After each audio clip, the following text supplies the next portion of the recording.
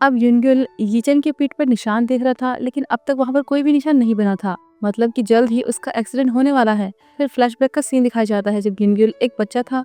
उसे याद आता है कि वो समुद्र में डूब रहा था तो अपने डैड को पुकारा था, लेकिन उसके पेरेंट्स और भाई किसी को सुनाई नहीं दे रहा था, जबकि वो पास में ही खेल रहे थे। तब युनगुल को याद आता है कि कैसे उसके डैड ने कहा था कि वो हमेशा सबसे पहले उसे ही बचाएंगे, क्योंकि वो ही एक ऐसा था जिसने उनके परिवार को बाहरी दुनिया से जोड़ा था। जब वो डूबता है तो सोचता है कि उन्होंने झूठ कहा, वो तो मेरी आवाज़ भी नहीं सुन पाए। तभी युनगुल के डैड पानी में कूद जाते हैं और उसे बाहर निकालते हैं, जिससे उसकी जान बच जाती है। अब रात में युनगुल उनसे पूछता है कि आपको कैसे पता चला कि मैं डूब रहा था। वो कहते हैं भले मैं सुन नहीं सकता लेकिन देख तो सकता हूँ। मैंने भगवान से बहुत प्रार्थना की तो बदले में उन्होंने मुझे 3 आंखें दे दी, तुम सब पर नजर रखने के लिए, तुम्हें सेफ रहने के लिए, और ये चोट का निशान उसका सबूत है। तब वही सीन दिखाया जाता है जब युनगुल ने येचिन को बचाया था। वो समझ जाता है कि उन्हें आवाज़ के बदले ये निशान मिला। मतलब जो एक्सीडेंट हुआ था उसमें उनकी सुनने की एबिलिटी चली गई, लेकिन अब तक वो निशान नहीं बना था। तो मतलब अभी आगे एक्सीडेंट होगा, यानी कि अगर वो अभी एक्सीडेंट होने से रोक दे तो उसके डैड की किस्मत बदल जाएगी। इसलिए वो यीचेन से कहता है कि मेरी बात ध्यान से सुनना, अब से तुम्हें संभल कर रहना होगा, बेकार की चीज़ों में मत पड़ना, सिर्फ मुझ पर फोकस करना। वो पूछता है कब तक करना है, तो वो कहता है बस 1 साल के लिए, क्योंकि 11th ग्रेड में कभी भी एक्सीडेंट हो सकता है। ये सुनकर तो वो बहुत गुस्सा हो जाता है, पर फिर भी युनगुल से समझाता है कि बस 1 साल की तो बात है, मेरी नज़रों से कभी दूर मत होना। उसकी ऐसी अजीब बातें सुनकर यीचेन को लगने लगता है कि कहीं ये गे तो नहीं है, इसलिए उसे दूर भागने लगता है। फिर रात में घर आकर युनगुल यही सब सोच सोच के परेशान हो रहा था कि वो एक्सीडेंट कैसा होगा, कब होगा, तब तक मुझे इससे चिपके रहना पड़ेगा। लेकिन यीचेन ने उन दोनों के बीच में लाइन बना ली थी कि कहीं वो उसकी तरफ ना आ जाए। तब युनगुल कहता है कि चलो साथ में बैंड बनाते हैं, मैं तुम्हारे इस टाइम को बहुत ही अच्छा बना दूंगा, लेकिन एक शर्त है। वो एक्साइटेड होकर पूछता है कि क्या? तो वो कहता है कि बस 1 साल तक तुम्हें मेरे सामने रहना होगा। बस ये सुनकर तो यीचेन उसे मार के वहां से भाग जाता है। लेकिन युनगुल ने अब डिसाइड कर लिया था कि मुझे अपने डैड का फ्यूचर बदलना है, और इसलिए शायद मैं पास में आया हूँ। अगले दिन सेग्योंग का जाने का दिन था। उसका बॉयफ्रेंड जीवोन और उसकी फ्रेंड उसे छोड़ने आए थे, पर उन्हें ये नहीं पता था कि वो अब फिर वापस कभी नहीं आएगी। इसके बाद उसकी मॉम उसे लेकर चली जाती है, लेकिन सेग्योंग की नज़रें तो यूना को ढूंढ रही थी। उसे लगा था कि शायद आज वो उससे मिलने आएगी, पर वो आई नहीं, जबकि उसके असली डैड आए थे। उन्हें देखकर लग रहा था कि वो अपनी बेटी से बहुत प्यार करते हैं, लेकिन उसे छोड़ने के पीछे आखिर उनका क्या रीज़न था, ये अभी तक पता नहीं चला। वहीं यीचेन को तो कुछ पता ही नहीं था। वो अभी भी सेग्योंग से किए हुए प्रॉमिस के बारे में सोच रहा था। अब अगर उन्होंने बैंड के लिए मेंबर नहीं ढूंढे तो उनका बैंड ही डिसबैंड हो जाएगा। माजू से समझा रहा था कि वो युनगुल को ले ले, वो अच्छा गिटारिस्ट है, पर यीचेन को वो पसंद नहीं था कि वो चिपकता रहता है, मुझे घूरता रहता है। अचानक से सारे बच्चे कहीं भागने लगते हैं, तो वो एक को रोककर पूछते हैं कि क्या हुआ, सब कहाँ जा रहे हैं। वो बताता है कि वो जो गिटारिस्ट है ना कांग, वो किसी के साथ बैटल करने वाला है, पर पता नहीं कौन है, और वो कौन कोई और नहीं युनगुल ही था।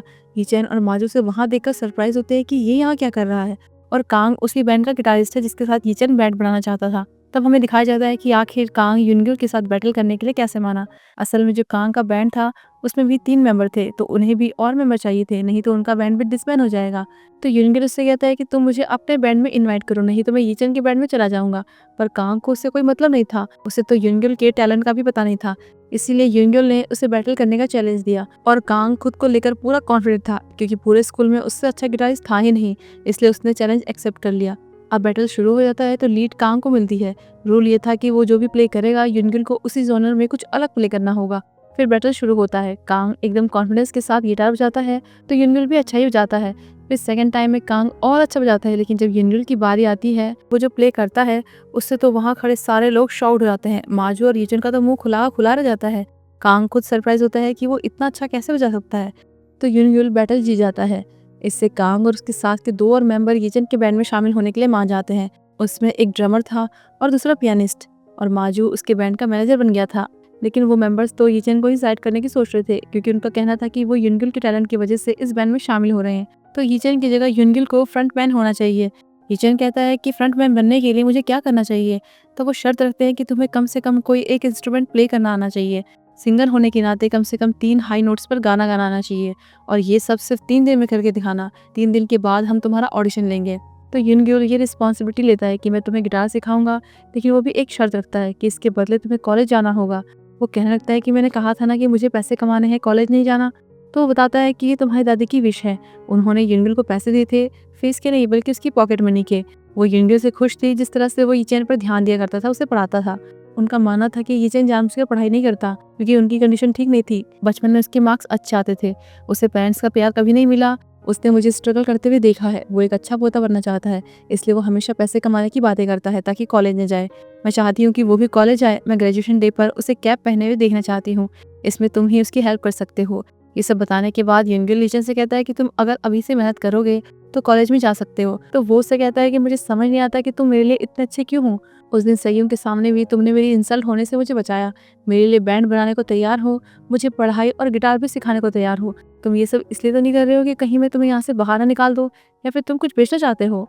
ये सुनकर पहले तो युनगिल हंसने लगता है, फिर कहता है पिछले जन्म में तुमने बहुत बार मेरी जान बचाई, कभी आग में जलने से तो कभी पानी में डूबने से, और ये सब कुछ सच है। इसके बाद वो उसे पढ़ाने के लिए कहता है कि चलो आज शुरू करते हैं। लेकिन पढ़ने का नाम सुनकर तो वो भागने लगता है, पर युनगिल उसे दबोच लेता है और उसे पढ़ाने लगता है। जब बाकी लोग और दादी माँ ये देखती है तो वो रोने ही लग जाती है। अगले दिन यूना को देखते हैं। उसे सेग्योंग का लेटर मिला था कि वो न्यूयॉर्क में पहुंच गई है। वो उसे बहुत मिस कर रही है, लेकिन उसे बुरा लगा कि वो उससे मिलने एयरपोर्ट तक नहीं आई।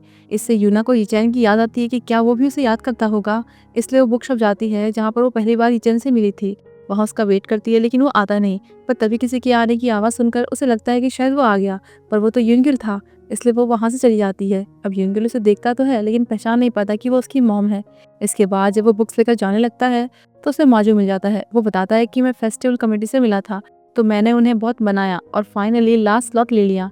इससे तो युनगिल बहुत खुश रहता है कि अब वो परफॉर्मेंस दे पाएंगे। फिर जब वो बस से घर जा रहे थे तब वहाँ सेग्योंग के स्कूल की कुछ लड़कियां भी थी। वो आपस में बातें कर रही थी कि बैकोंग हाई स्कूल में एक नया बैंड बना है। यीचेन ने अपने उस बैंड के लिए एक नए गिटारिस्ट को रिक्रूट किया है। सुना है वो बहुत टैलेंटेड है, उसकी वजह से ही तो बैंड डिसबैंड होने से बच गया। और तो और वो बहुत ही हैंडसम भी है। यीचेन बहुत लकी है जो उसे इतने टैलेंटेड मेंबर और मैनेजर मिले जिन्होंने उसका बैंड बचा लिया। अपनी तारीफ सुनकर तो युनगिल और माजो बहुत खुश होने लगते हैं, लेकिन फिर वो ये कहती है कि इन सब का फायदा क्या, कि यीचेन की परफॉर्मेंस देखने के लिए तो सेगिंग वहाँ होगी ही नहीं, वो तो पढ़ाई के लिए न्यूयॉर्क चली जाएगी। ये सुनकर तो वो दोनों ही शॉक्ड हो जाते हैं। अब उन्हें ये टेंशन हो रही थी कि अगर यीचेन को इस बारे में पता चल गया तो उसे बहुत बुरा लगेगा, वो टूट जाएगा। जिसकी वजह से उसने ये सब शुरू किया वही नहीं होगी। तो माजो कहने लगता है कि मैंने स्लॉट के लिए कितनी मेहनत की थी, अगर हम परफॉर्मेंस नहीं करेंगे तो कमेटी वाले तो मुझे जान से मार देंगे। और युनगिल कहता है कि उसने तो बैंड के चक्कर में पढ़ाई करना भी स्टार्ट कर दिया। इसलिए वो डिसाइड करते हैं कि यीचेन को इस बारे में कुछ नहीं बताएंगे। घर आते हैं तो देखते हैं कि यीचेन अपने आप पढ़ाई कर रहा था। ये तो उनके लिए कुछ ज़्यादा ही शॉकिंग था। यीचेन युनगिल को नोटबुक दिखाकर कहता है कि मैंने होमवर्क कर लिया। वो चेक करता है तो सब कुछ सही था। फिर रात में जब सब खाना खा रहे थे तो बालसन एकदम से कहता है, यीचेन तुम्हें लगता है कि सेयोंग तुम्हारा परफॉर्मेंस देखने के लिए आएगी? ये सुनकर तो युनगिल और माजो खाते खाते ही रुक जाते हैं कि शायद अब उसे पता चल जाएगा, लेकिन ऐसा नहीं होता। वो बस इसलिए पूछ रहा था कि उसने सुना कि वो बहुत प्रेटी है तो वो अपने क्लासमेट को लेकर वहाँ आएगा। इससे तो यीचेन उसे मिस करने लग जाता है, कहता है कि अब मुझे उसकी याद आने लग गई है, तो क्या मैं उससे मिलने जाऊँ? ये सुनते ही माजो और युनगिल एकदम से बोलते हैं कि बिल्कुल नहीं। युनगिल तो चिल्लाने लगता है कि तुमने प्रॉमिस किया था कि फेस्टिवल डे तक उसे नहीं देखोगे। एक असली मर्द को अपना प्रॉमिस निभाना चाहिए। माजो भी कहने लगता है कि हाँ हाँ बिल्कुल, अगर तुम उसे डेट करना चाहते हो तो तुम्हें खुद पर कंट्रोल करना होगा। तो वो मान जाता है। युनबिल को उसके लिए बुरा लग रहा था क्योंकि वो जानता था कि सेग्योंग अब कभी वापस नहीं आएगी वो भी फ्यूचर में। लेकिन कहानी में यहाँ एक ट्विस्ट आता है। अगले दिन सेग्योंग वापस आती है। फिर घर आकर वो अपनी फैमिली फोटो देखकर मॉम से सॉरी कहती है कि आप जैसा चाहते थे मैं वैसे बेटी नहीं बन सकती। लेकिन फिर स्माइल करते हुए कहती है कि सच कहूँ तो मैं सॉरी फील नहीं कर रही हूँ। उसकी ये स्माइल कुछ ठीक नहीं लग रही थी। वहीं यिनगिल सो रहा था तो उसे एक बुरा सपना आता है, जैसे कि कुछ बुरा होने वाला हो। तभी वो देखता है कि यीचेन वहाँ पर नहीं था और बाहर से गिटार की आवाज़ आ रही थी। बाहर जाता है तो देखता है कि वो गिटार बजाने की प्रैक्टिस कर रहा था, क्योंकि कल फ्रंटमैन के लिए उसका ऑडिशन जो होने वाला था। तो युनगिल उसे सिखाता है, वैसे ही जैसे ओल्ड मैन वीवा ने उसे सिखाया था कि तुम्हें गिटार से बात करनी होगी।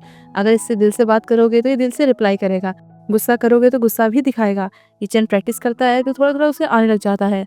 फिर सुबह नाश्ते के टाइम यीचेन युनबिल से कहता है कि स्कूल के बाद मुझे आइसक्रीम शॉप में मिलना।